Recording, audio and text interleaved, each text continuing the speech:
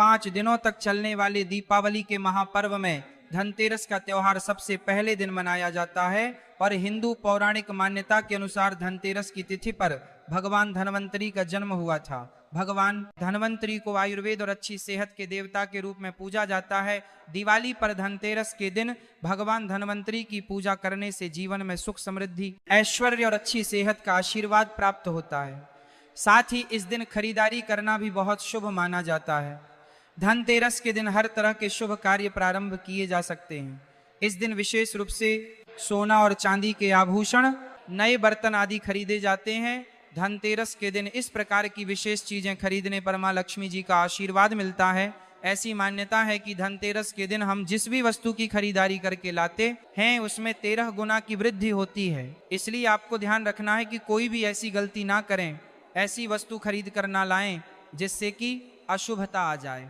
तो धनतेरस के दिन ये चीज कौन सी है, खासकर हम आज के प्रवचन में आपको बताएंगे कि आपको इन 13 विशेष चीजों में से आपको कुछ ना कुछ वस्तुएं खरीदनी ही चाहिए। अगर आप इन सभी 13 वस्तुएं ना खरीद पाए तो इनमें से जो भी आपकी सामर्थ्य हो वह वस्तु आप घर पर खरीद कर ला सकते हैं। धनतेरस के दिन मां लक्ष्मी जी, कुबेर देवता और धन्वंतरी भगवान की पूजा करने से घर हमेशा धन धान्य, सुख सुविधा और वैभव से भरा रहता है। धनतेरस के दिन जो लोग सोने चांदी से बने हुए आभूषण या सोना चांदी ना खरीद पाए उन्हें भी इस दिन कुछ चीज अवश्य ही खरीदनी चाहिए। सबसे पहली वस्तु है नई झाड़ू। धनतेरस के दिन नई झाड़ू खरीदना बहुत शुभ माना जाता है। झाड़ू को मां लक्ष्मी जी का प्रतीक माना जाता है और ऐसा माना जाता है कि नई झाड़ू से धनतेरस के दिन पहले पूजा करके फिर उसका प्रयोग करने से घर की सारी नकारात्मक ऊर्जा दूर हो जाती है और घर में सुख समृद्धि का वास हो जाता है। अगर हो सके, सामर्थ्य हो तो धनतेरस के दिन एक झाड़ू का गुप्त दान करना चाहिए। इसे आप मंदिर में किसी चौराहे पर या ऐसी जगह पर जहां से कोई भी जरूरतमंद व्यक्ति इस झाड़ू को उठाकर ले जाए वहां पर आपको रख देना चाहिए। दूसरी वस्तु है साबुत धनिया। धनतेरस के दिन आप कुछ लेकर आए या ना आए, साबुत धनिया तो हर कोई ला सकता है। साबुत धनिया लाकर दिवाली के दिन उसे पूजा करने के बाद अपने ही घर में क्यारी में या गमले में डालना चाहिए। और ऐसा करने से कहा जाता है कि घर में आपके जो भी धन है, जो भी आए हैं उसमें बरकत होने लगती है। अगर आए दिन अनावश्यक रूप से खर्चे होते हो तो उसमें भी रोक लग जाती है। इस दिन नमक भी खरीद कर लानी चाहिए। नमक अगर आप डली वाला लाते हैं तो और भी शुभ बरकत होने लगते हैं। लेकिन आजकल डली वाला नमक मिलना हर जगह मुमकिन नहीं होता है, तो आप जो भी नमक आपको मिल पता हो वो नमक आप इस दिन घर पर लेकर आएं। धनतेरस से लेकर दीपावली के अगले दिन गोवर्धन और भाई दूज तक आप इसी नमक का प्रयोग करें और इन 5 दिनों तक लगातार आपको नमक का पोछा भी घर में लगाना चाहिए। ऐसा करने से एक तो दरिद्रता दूर हो जाती है और घर से नकारात्मक ऊर्जा भी दूर हो जाती है। चौथी वस्तु जो आपको घर पर लानी चाहिए वो है गोमती चक्र। कहते हैं कि जिस घर में गोमती चक्र होता है वहां सुख, सौभाग्य और समृद्धि की वृद्धि होती है। गोमती चक्र घर पर रखने से वास्तु दोष भी दूर हो जाता है। और अगर घर परिवार में किसी भी सदस्य में आत्मविश्वास की कमी हो तो धनतेरस के दिन गोमती चक्र लाकर उनके हाथ से पूजा करवाकर फिर बाद में आपको इन गोमती चक्र को अपने मंदिर में या फिर धन रखने के स्थान पर आपको रख देना चाहिए। ऐसा करने से जो भी संबंधित परेशानी है वो दूर हो जाती है। आपको ये सारी वस्तुएं मार्केट में पूजा वाली दुकान में बहुत आसानी से मिल जाएंगी। 5वीं वास्तु है कौड़ियां। कौड़ियां आपको सफेद, भूरी, पीली चितकबरी मिल जाएंगी, लेकिन आपको 2 कौड़ी लानी है। वो या तो सफेद लेकर आए या फिर पीले रंग की कौड़ियां लेकर आए। कहते हैं जिस घर में कौड़ियां होती हैं वहां पर महालक्ष्मी जी हमेशा वास करती है। कौड़ियां मां लक्ष्मी जी को आकर्षित करती है। इसलिए आज के दिन आप 5, 7, 11 या 13 कौड़ियां लाकर आप चाहें तो धनतेरस की शाम को या फिर दीपावली की रात को इनकी पूजा करके रोली, अक्षत, कुमकुम अर्पित करके फिर एक लाल कपड़े में बांधकर आपको अपने घर में जहां पर भी आप धन रखते हैं वहां रख देना चाहिए। हर साल आप इन्हीं पुरानी कौड़ियों की पूजा कर सकते हैं। हर साल आपको कौड़ियां खरीदने की आवश्यकता नहीं है। यदि आप नई कौड़ियां खरीदना ही चाहते हैं तो पुरानी कौड़ियों को आप जल में प्रवाहित कर दें। छठी वस्तु है श्रीयंत्र।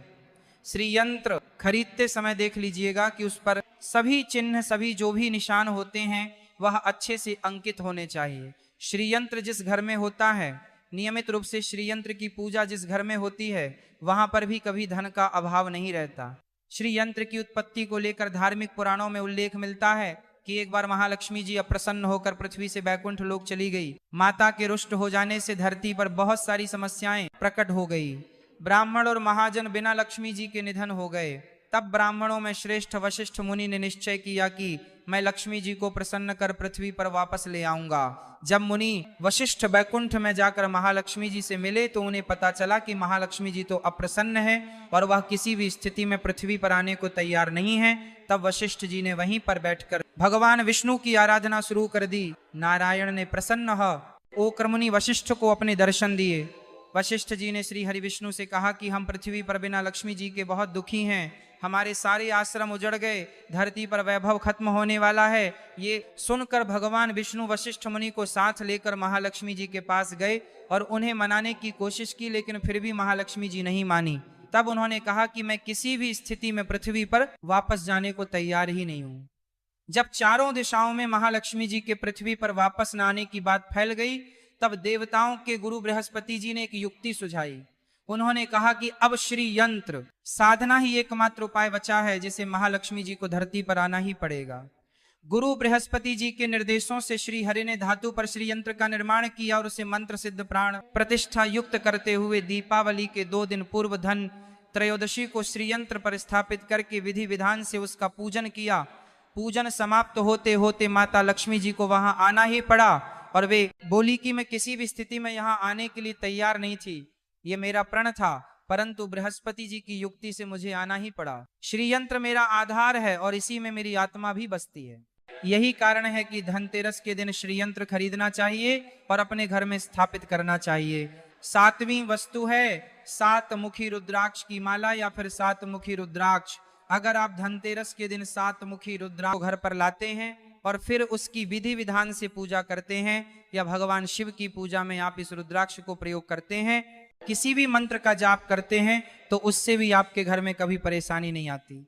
किसी प्रकार का कोई अकाल मृत्यु का भय नहीं रहता, क्योंकि दीपावली दीपों का त्योहार होता है और इस दिन अपने घर में अपने सामर्थ्य के अनुसार दीपक जलाए जाते हैं।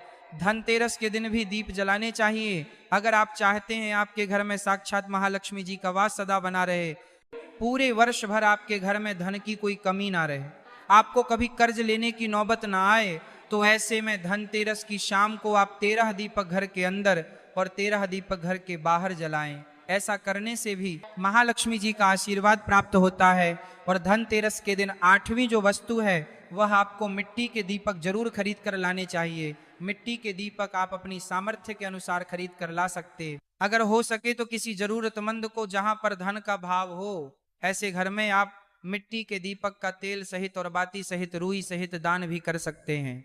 9वीं वस्तु जो आपको खरीद कर लानी चाहिए वह है लक्ष्मी जी और गणेश जी की मूर्ति। वैसे तो मिट्टी की मूर्ति ही घर पर लाना शुभ होता है, लेकिन यदि आप मिट्टी की मूर्ति लाना चाहे तो धातु की मूर्ति, जैसे कि आप चांदी की, सोने की या पीतल की मूर्ति भी घर पर ला सकते हैं। अगर आपके पास पहले से ही मूर्तियां हैं तो आप जरूरी नहीं है कि हर दीपावली पर मूर्ति खरीदें। धातु की मूर्ति यदि है तो हर साल आप मूर्ति ना खरीदें, लेकिन मिट्टी की मूर्ति हैं तो उनका विसर्जन कर आपको धनतेरस के दिन नई मूर्तियां लाकर उनकी पूजा विधि विधान से करनी चाहिए।